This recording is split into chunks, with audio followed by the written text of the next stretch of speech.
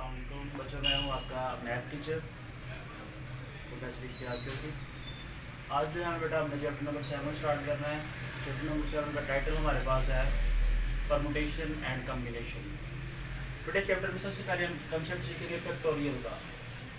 Factorial आप लोगों की एक नई चीज़ है लेकिन सिंपल है।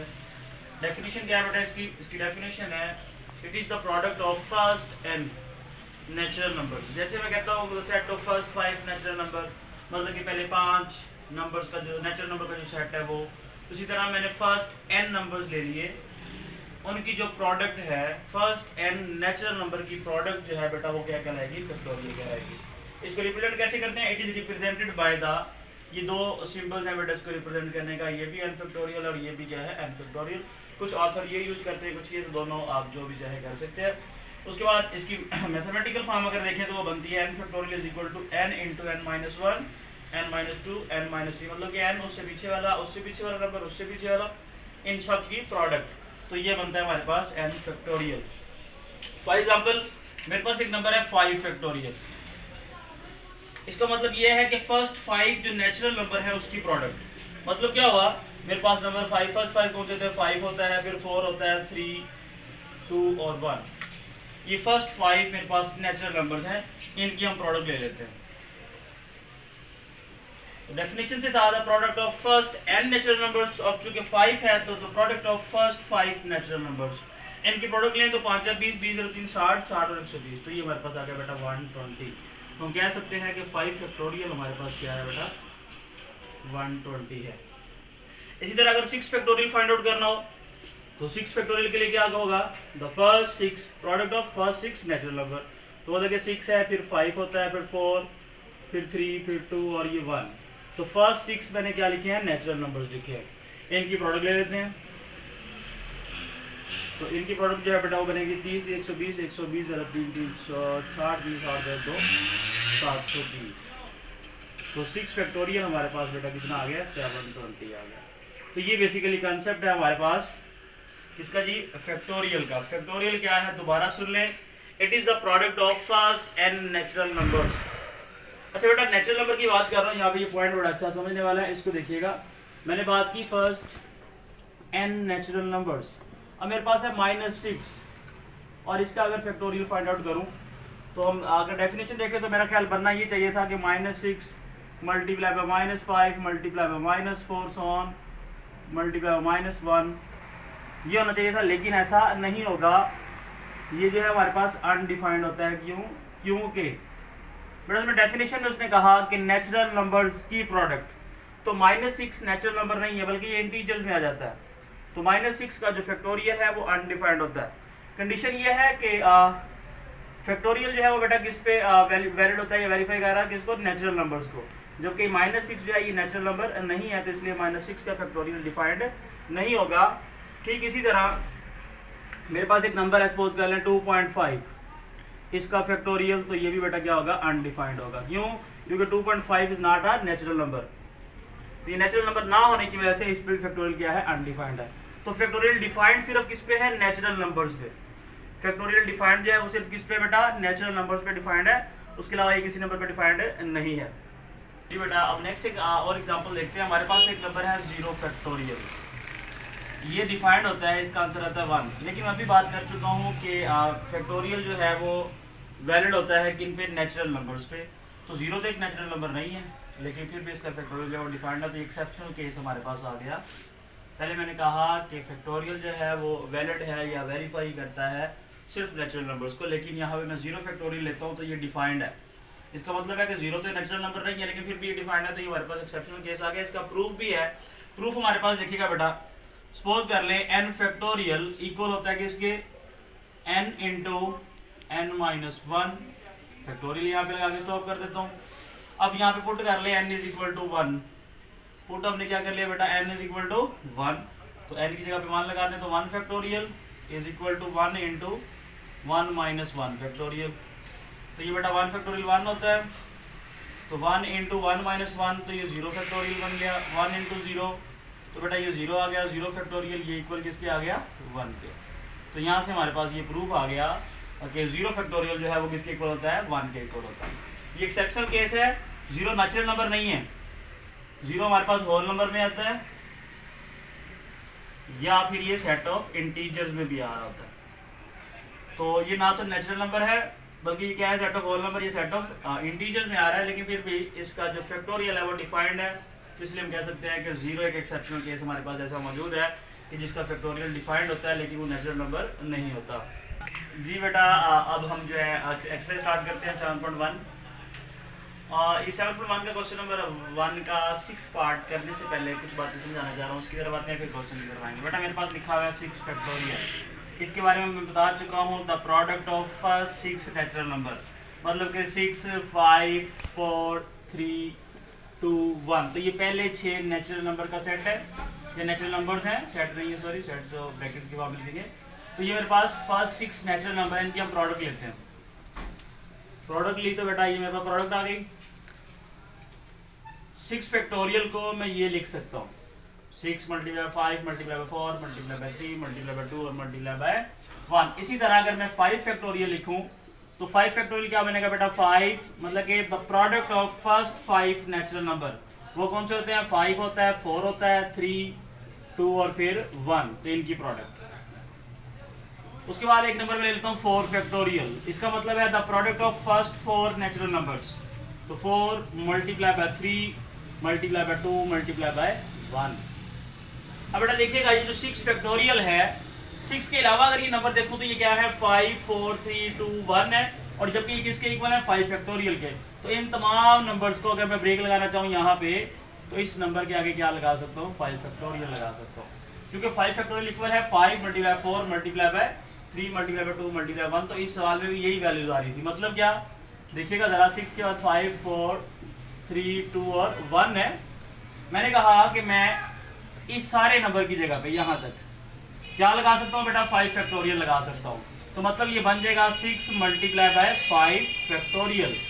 तो पता यहाँ से ये लगा कि अगर किसी नंबर से आगे वाले नंबर पे स्टॉप करना चाह रहे हैं तो उसके साथ क्या लगा दें, फैक्टोरियल लगा दें, तो हमारे पास जो है बेटा वो एग्जैक्ट उसी के इक्वल आ जाएगा। अब इसी तरह अगर मैं क्या करना चाह रहा हूँ, मैं 5 पे ब्रेक नहीं लगाना चाह रहा, मैं जो है 4 तक लेके जाना चाह रहा हूँ, इसको 4 तक लेके जाना चाह रहा हूँ। तो बेटा यहाँ पे देखिएगा 4 फैक्टोरियल किसके इक्वल है, 4 multiply by 3 multiply by 2 multiply 1। तो मतलब इतने नंबर के इक्वल क्या है, 4 फैक्टोरियल है। अगर आप 5 पे ब्रेक नहीं लगाना चाह रहे, 4 पे ब्रेक लगाना चाह रहे हैं, तो फिर क्या बनेगा, 6 मल्टीप्लाई बाय 5 मल्टीप्लाई बाय सारे की जगह क्या आ जाएगा, 4 फैक्टोरियल आ जाएगा। तो ये था बेटा यहाँ से समझाया। अब एक जनरल कंसेप्ट समझ लें कि जिस वैल्यू से आगे आप स्टॉप करना चाह रहे हैं उस वैल्यू के साथ क्या लगाते हैं, फैक्टोरियल लगाते हैं। जैसे मेरे पास है n फैक्टोरियल है, तो इसको n into n minus 1 n minus 2। मैं यहाँ पे स्टॉप करना चाह रहा हूँ तो यहाँ फैक्टोरियल लगा दूंगा। अगर यहाँ पे स्टॉप नहीं करना, इस सेडी वैल्यू पे करना, तो वो होगी n माइनस 3, और यहाँ पे फिर बेटा क्या लगा दूंगा, फैक्टोरियल लगा दूंगा। तो ये पॉइंट समझ आ गया कि फैक्टोरियल की टर्म में जिस नंबर पे आप ब्रेक करना चाह रहे हैं प्रोडक्ट में, उसके आगे क्या लगा देंगे जी, फैक्टोरियल लगा देंगे, तो हमारे पास वो जो है उस दूसरी वैल्यू के इक्वल लगेगा। अब आते हैं जरा क्वेश्चन पे। क्वेश्चन है बेटा 6 फैक्टोरियल, और यहाँ पे कभी भी ऐसा नहीं करना कि ये 3 फैक्टोरियल इसको यहाँ से कटिंग करते 3 टू द 6, तो वो गलत हो जाएगा बेटा, वो रॉन्ग मेथड है। 6 फैक्टोरियल को हम लिख सकते हैं 6 मल्टीप्लाई बाय 5। 6 फैक्टोरियल का मतलब है फर्स्ट 6 नेचुरल नंबर। तो 6 multiply by 5 multiply by 4 multiply by 3 multiply by 2 multiply by 1। और अब बेटा देखिएगा जरा, 6 मल्टीप्लाई 5 मल्टीप्लाई बाय 4, मैं 3 पे स्टॉप करना चाह रहा हूँ क्योंकि मेरे पास नीचे 3 फैक्टोरियल मौजूद है। अब जब 3 पे ब्रेक करना चाह रहा हूँ तो सबको मिटा के मैं यहाँ पे क्या लिख दूंगा, 3 फैक्टोरियल लिख दूंगा। मतलब कि 3 फैक्टोरियल जो है वो 3 मल्टीप्लाई बाय 2 मल्टीप्लाई बाय 1 के इक्वल होता है, तो उस रीजन की जगह मैंने क्या लगा दिया, 3 फैक्टोरियल। डिवाइड में आ जाए, मेरे पास मौजूद है 3 फैक्टोरियल और यहाँ पे मौजूद है 3 फैक्टोरियल। बेटा जो सेम टर्म्स है वो कट सकते हैं, 3 फैक्टोरियल कट गया। अब मेरे पास बच गया 6 मल्टीप्लाई बाय 5 मल्टीप्लाई बाय 4, और नीचे 3 फैक्टोरियल जो है इसको क्या लिख सकते हैं भाई, इसको लिख सकते हैं 3 multiply by 2 multiply by 1। 3 factorial का मतलब फर्स्ट 3 नेचुरल नंबर, तो वो यही होते हैं।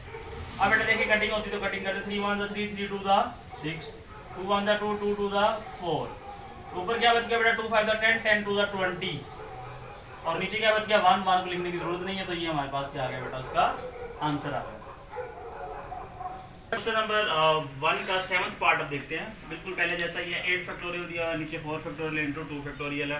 तो 8 फैक्टोरियल को बेटा हम 4 फैक्टोरियल पे जाके स्टॉप करना चाहेंगे। तो 8 के बाद क्या आएगा, जैसे 7 multiply by 6 multiply by 5 multiply by 4। अगर यहाँ पे स्टॉप करना चाहो तो इसके आगे क्या लगा दूंगा, फैक्टोरियल लगा दूंगा। 4 के आगे क्यों लगाएगा, क्योंकि डिनोमिनेटर में डिवाइड में मेरे पास 4 फैक्टोरियल मौजूद है, तो इसलिए मैंने यहाँ पे स्टॉप यहाँ पे कहाँ पे किया बेटा, 4 फैक्टोरियल। तो नीचे है 4 फैक्टोरियल इंटू 2 फैक्टोरियल। अब सेम टर्म्स कट गई, ऊपर क्या बच गया, ऊपर बच गया जी 8 multiply by 7 multiply by 6 multiply by 5 divide में जो 2 फैक्टोरियल है, मतलब कि फर्स्ट 2 नेचुरल नंबर्स, तो वो क्या होगा 2 मल्टीप्लाई बाय 1। अब 2 को कटिंग करते हैं, 2 4 दा 8 होता है, तो 4 7 दा 28 और ये यहाँ से 6 5 30 30 और 7 210 हो गया। 210 को 4 से सर्व करेंगे तो 840 मेरा ख्याल बनेगा, 840 30। हाँ जी बेटा, तो हमारे पास ये आ गया 840 आंसर इसका। सिंपल सवाल है, जस्ट कंसेप्ट यही है कि जिस नंबर पे आप स्टॉप करना चाह रहे हैं उस नंबर के आगे फैक्टोरियल लगा दें और सेम टर्म्स को कट करके फिर सिंप्लीफिकेशन कर देते हैं। जी बेटा, क्वेश्चन नंबर 1 का 9th पार्ट अब देखते हैं। ये भी सेम वैसा ही है, बस थोड़ा सा यहाँ पे चेंज आया है, इसको देख लेते हैं अभी। बेटा ऊपर मेरे पास है 9 फैक्टोरियल, मैं एक्सेप्ट कर देता हूँ। उसके बाद नीचे है मेरे पास 2 फैक्टोरियल और 9 माइनस 2 क्या होता है बेटा, 7 होता है, तो ये बन गया 7 फैक्टोरियल। अब उसके बाद 9 फैक्टोरियल को 9 मल्टीप्लाई बाय 8 मल्टीप्लाई बाय 7, चूंकि नीचे 7 फैक्टोरियल मौजूद है तो मैं 7 पे ही स्टॉप करना चाहूँगा। 7 फैक्टोरियल आ गया। नीचे मेरे पास है 2 factorial multiply by 7 factorial. Multiply ना बढ़ाएं तो भी कोई इशू नहीं, डाल लें तो भी कोई इशू नहीं है। 7 फैक्टोरियल कट गया, बस क्या बेटा, ऊपर बच गया 9 मल्टीप्लाई बाय 8 और नीचे आ गया 2 फैक्टोरियल का मतलब 2 मल्टीप्लाई बाय 1। अब 2 1 2 2 4 8, तो 9 4 बेटा 36 मेरे पास आंसर आ गया। सिंपल सवाल था जी बेटा। क्वेश्चन नंबर 1 का 10th पार्ट देखें। उसमें हमारे पास है 15 factorial over 15 factorial into 15 minus 15 factorial. बेटा ये तो सिंपल है, 15 फैक्टोरियल से 15 फैक्टोरियल कट गया, ऊपर बच गया 1 और नीचे आ गया 15 माइनस 15 0 फैक्टोरियल। 15 में से 15 निकालेंगे तो क्या बनेगा, 0 0 फैक्टोरियल आ गया। और प्रूफ जो हमें पहले कर चुके हुए हैं कि 0 फैक्टोरियल किसके इक्वल होता है बेटा, 1 के, तो 1/1 आंसर आ गया हमारे पास 1। जी बेटा, अब क्वेश्चन नंबर 2 पे आते हैं। क्वेश्चन नंबर 2 जो है पहले वाले क्वेश्चन का रिवर्स है, मतलब कि उसमें फैक्टोरियल की फॉर्म में आंसर दिया हुआ था तो हमने उसको सिंप्लीफाई किया था। अब ये सिंपलेस्ट फॉर्म में आंसर दिया हुआ है तो हमने क्या करना है बेटा, इसको फैक्टोरियल की फॉर्म में लिखना है। अब यहाँ पे इस क्वेश्चन को करने से पहले एक थोड़ा सा कॉन्सेप्ट है वो समझ लें, फिर क्वेश्चन की तरफ आते हैं। बेटा मेरे पास लिखा हो n into n minus 1 n minus 2। अगर मैं इसको फैक्टोरियल की फॉर्म में लिखना चाह रहा हूँ तो बेटा इससे आगे वाला जो नंबर है वो क्या होगा, n माइनस 3। इसके फैक्टोरियल से मल्टीप्लाई भी कर देंगे और इसी के फैक्टोरियल से क्या कर देंगे जी, डिवाइड भी कर देंगे। तो अब ये जो फैक्टोरियल आया इस टर्म पे, तो मतलब कि इसको फ्रंट वाली टर्म या फर्स्ट वाली जो टर्म है उस पर शिफ्ट किया जा सकता है, क्योंकि इसके बाद फैक्टोरियल आया जिसका मतलब इसके आगे वाली जितनी भी टर्म्स हैं सब के आगे एक्सपेंड इसको किया जा सकता है। मतलब n-3 फैक्टोरियल को n-4 n-5 सो ऑन करते करते 3.2.1 तक लिखा जा सकता है। तो ये वाला जो फैक्टोरियल लास्ट टर्म पे आपके पास आया, अगर आपके पास सीक्वेंस में टर्म्स मौजूद हैं आगे, तो ये फैक्टोरियल जो है शिफ्ट हो जाएगा कहाँ पे, फर्स्ट वाली टर्म पे। तो मतलब ये बन जाएगा n फैक्टोरियल और डिवाइडेड में आ जाएगा n-3 फैक्टोरियल। तो बेटा ये कॉन्सेप्ट है, दोबारा इसको सुन ले गौर से। मैंने कहा कि मेरे पास सिर्फ इतनी वैल्यू मौजूद है n इंटू n-1 n-2, तो इससे आगे वाली जो टर्म है बेटा उसके साथ फैक्टोरियल लगा के मल्टीप्लाई भी कर सकते हैं और डिवाइड। इससे करने से क्या होगा कि यहाँ पे जो टर्म आई है ये सीक्वेंस में आ रही है, n-1 है, फिर n-2 है, फिर n-3 है। तो इसका जो फैक्टोरियल आप डायरेक्ट जो है कंसेक्यूटिव फर्स्ट वाले नंबर से क्या हो जाएगा, उस पर शिफ्ट हो जाएगा। कंसेक्यूटिव नंबर्स हमारे पास आ रहे हैं तो एंड वाले नंबर का जो फैक्टोरियल है वो फर्स्ट वाले पे क्या हो जाएगा, शिफ्ट हो जाएगा। तो यहाँ से फिर हम बड़ी आसानी से इसको सिंप्लीफाई कर सकते हैं। क्वेश्चन पे बेटा क्वेश्चन है 8.7.6। अब इसके बाद आएगा 5, तो .5 और इसके साथ मैंने लगा दिया फैक्टोरियल, इससे मल्टीप्लाई भी कर दिया बेटा और 5 फैक्टोरियल से ही मैंने डिवाइड भी कर दिया। और मल्टीप्लाई डिवाइड करने से कोई फर्क नहीं पड़ता।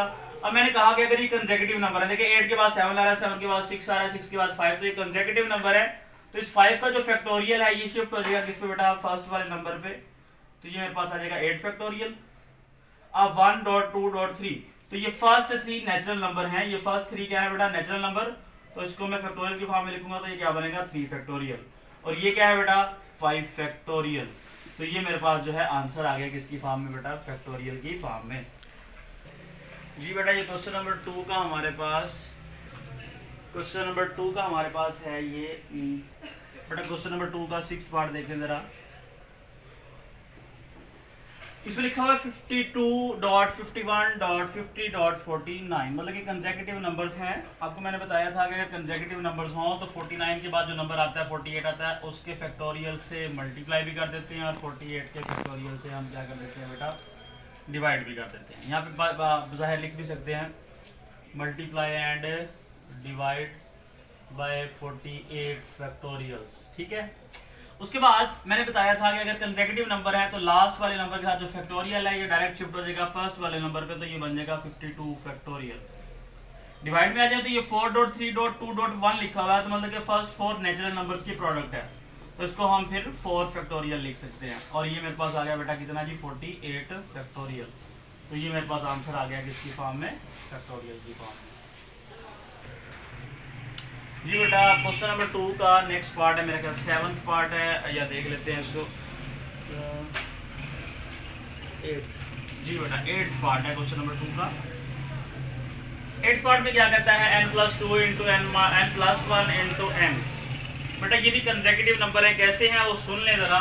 सपोज कर लें n की जगह पे मैं लगाता हूँ 5, तो 5+2 करा तो ये कितना बन गया बेटा, 7 बन गया। 5+1 करूँगा तो ये कितना बनेगा, 6 बनेगा। और ये कितना आ गया जी 5, तो मतलब कि 7.6.5, तो कंसेक्यूटिव नंबर्स ही आ रहे हैं, समझ आ गई। अगर ये नंबर n+2 है तो उससे एक कम करा तो n+1 बन गया, और एक कम करा तो n बन गया। अब इसमें से एक कम करेंगे तो बेटा वो बनेगा n-1, और इसके आगे हम क्या लगा देंगे बेटा, फैक्टोरियल। इस नंबर से मल्टीप्लाई किया तो इसी नंबर से क्या करेंगे, डिवाइड भी कर देंगे ताकि फर्क न पड़े। बिल्कुल वही सवाल है, हमने कहा था कि सीक्वेंस के साथ चलते चले जाएं, तो इससे आगे वाला जो नंबर आएगा उसके साथ फैक्टोरियल लगा देना, उस नंबर से मल्टीप्लाई भी कर देना और डिवाइड भी। तो बेटा n+2 के बाद n+1 आ रहा है, फिर n आ रहा है, इसके बाद जो एक नंबर कम होगा वो n-1 होगा, उसके फैक्टोरियल से मैंने मल्टीप्लाई भी कर दिया और डिवाइड भी कर दिया। फिर मैंने आपको बताया था कि जो लास्ट नंबर पे फैक्टोरियल हो और नंबर क्या हो, कंसेक्यूटिव हो, तो लास्ट नंबर वाला जो फैक्टोरियल है बेटा वो शिफ्ट हो जाता है फर्स्ट वाले नंबर पे, तो ये बन जाएगा n+2 का फैक्टोरियल, और डिवाइड में आ जाएगा n-1 का फैक्टोरियल। तो ये बेटा मेरे पास फैक्टोरियल की फॉर्म में आंसर आ गया। जी बेटा ये क्वेश्चन नंबर 2 का 9 पार्ट देखें, ये भी बिल्कुल वैसे ही सवाल है। इसमें भी कंसेक्यूटिव नंबर है, मतलब n+1 है, फिर उसमें से एक कम है और फिर उसमें से एक कम है। n-1 में से -1 फिर करेंगे तो बेटा क्या आएगा, इसके बाद वाला नंबर वो आएगा n-2। इसके बाद वाले नंबर के साथ फैक्टोरियल लगा के उससे मल्टीप्लाई भी कर देते हैं और इसी से डिवाइड भी कर देते हैं। तो बेटा ये कंसेक्यूटिव नंबर होने की वजह से जो लास्ट वाले नंबर के साथ फैक्टोरियल है वो शिफ्ट होगा फर्स्ट वाले को, तो ये बन जाएगा n+1 का फैक्टोरियल। अब बेटा ये क्या है, ये फर्स्ट 3 नेचुरल नंबर्स है, तो इसको फैक्टोरियल की फॉर्म में लिखेंगे तो 3 फैक्टोरियल आएगा, क्योंकि पहले 3 नंबर्स हैं नेचुरल नंबर, तो फिर 3 फैक्टोरियल। अगर 4 होते तो 4 फैक्टोरियल आता, अगर 5 है तो 5 फैक्टोरियल। उसके बाद यहाँ पे हमारे पास n-2 फैक्टोरियल। तो बेटा ये मेरे पास आंसर आ गया किसकी फॉर्म में, फैक्टोरियल की फॉर्म में। जी बेटा क्वेश्चन नंबर 2 का आखिरी सवाल, इंशाल्लाह इसके बाद एक्सेल कंप्लीट हो जाएगी हमारी, और उम्मीद करता हूँ आपको समझ भी आ रहे होंगे। जी बेटा हमारे पास सवाल है n × n-1 n-2 so on n-r+1, मतलब ये कंसेक्यूटिव नंबर्स ही हैं हमारे पास। ये सपोज कर लें अगर इसको मैं 7 लेता हूँ तो ये 6 बनेगा, ये 5 बनेगा एंड सो ऑन। तो ये मेरे पास लास्ट वाली टर्म आ रही है। बट अगर इसमें से भी 1 माइनस करता हूँ, 1 कम करता हूँ, मतलब कि n-r+1 है, इसमें से भी -1 कर देता हूँ, तो बेटा ये प्लस का 1 और माइनस का 1 कट के क्या बचेगा, n-r। तो मतलब इसके बाद वाली जो टर्म आएगी वो होगी n-r। समझिए मेरी बात। तो इसके बाद वाली जो टर्म आई बेटा, इसके बाद जो टर्म आ रही वो n-r है, इसके साथ मैं फैक्टोरियल लगा देता हूँ। इस नंबर से मैंने मल्टीप्लाई किया है तो इसी नंबर से मुझे क्या करना पड़ेगा, डिवाइड भी करना पड़ेगा, ताकि जो है हमारे आंसर पे कोई फर्क ना पड़े। अब बेटा मैंने बताया था कि अगर नंबर कंसेक्यूटिव हो और लास्ट वाले नंबर के साथ फैक्टोरियल अगर आ रहा है, तो इस लास्ट वाले नंबर का जो फैक्टोरियल है वो शिफ्ट हो जाएगा फर्स्ट वाले नंबर पे, तो ये बेटा बन गया n फैक्टोरियल। और डिवाइड में आ जाए तो ये मेरे पास बन रहा है n-r फैक्टोरियल, और ये मेरा ख्याल कम्बिनेशन या परमुटेशन का फार्मूला भी बनता है। खैर इसके बारे में चर्चा जो है फिर करेंगे। ये थी बेटा हमारी एक्सरसाइज 7.1। उम्मीद करता हूँ आप लोगों को समझ आई होगी। फिर भी कोई किसी किस्म का मसला मसाइल आपका रह गया है तो बेटा वो कमेंट्स करके मुझसे पूछ सकते हैं। अगर आपको मेरी वीडियो पसंद आई है तो चैनल को सब्सक्राइब और लाइक ज़रूर कर दीजिएगा। अल्लाह हाफिज़।